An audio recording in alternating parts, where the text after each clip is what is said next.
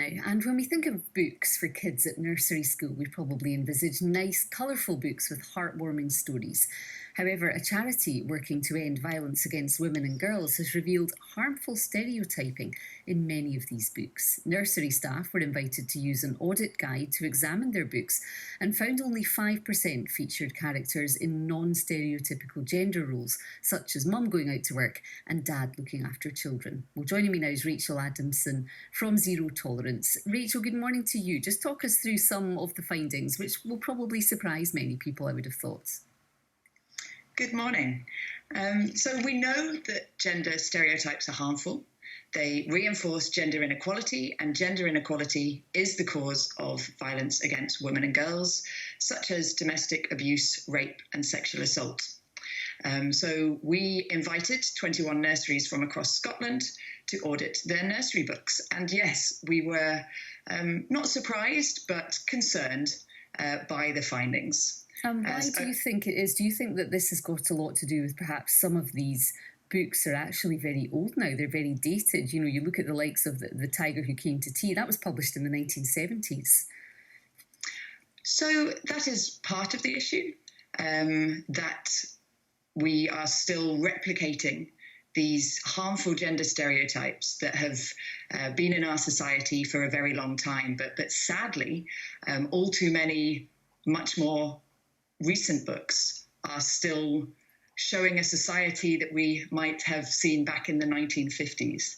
And so this is harmful because stereotypes are based on the assumption that all boys will like one thing. You know, we've all been to the supermarket and seen the shelves split.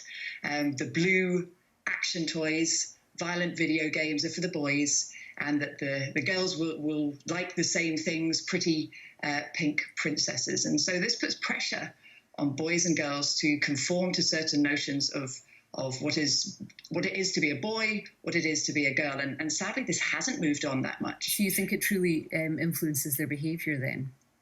Oh, it certainly does. We know evidence tells us that gender stereotypes affect girls' self-esteem and body image and hold them back from advancing their careers. We see that in occupational segregation, where boys and girls are choosing different careers based on these stereotypes. And even more strikingly, I think, we know that boys who conform to gender stereotypes are more likely to become perpetrators of violence against women and girls.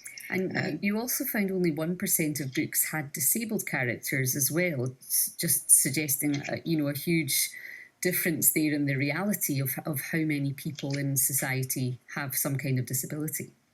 Absolutely. And I'm really glad you brought that up because, yes, this wasn't just about the harms of gender stereotyping, but it was about the harms of reinforcing all forms of inequality. And yes, we saw that only 1% of the books audited, and that was over 3,000 books, had disabled characters playing a significant role.